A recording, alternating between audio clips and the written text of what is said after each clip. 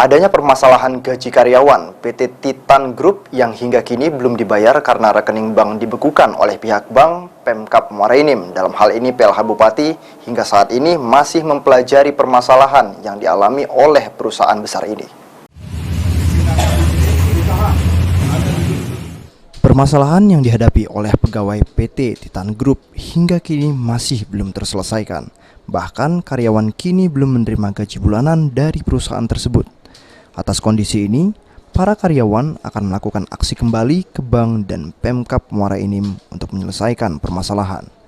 Menyikapi permasalahan yang dihadapi karyawan, PLH Bupati Muara Enim Kurniawan akan masih mempelajari permasalahan antara perusahaan dengan pihak bank. Sejauh ini, masalah yang dihadapi oleh PT Titan Group ialah masalah nasional, sehingga tidak boleh ada keputusan yang salah. Menurut rencana, Pemkab Muara Enim akan segera memanggil pihak terkait agar bisa mencari duduk permasalahan yang ada. Saya akan segera memanggil OPD, minta masukan dari teman-teman OPD terkait dengan permasalahan ini.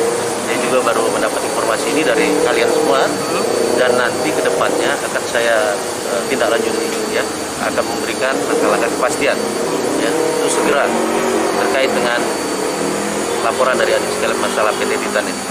Mudah-mudahan sifatnya selesai, karena kita segera akan membangun Muara Enim lebih baik dan kondusif lagi, ya.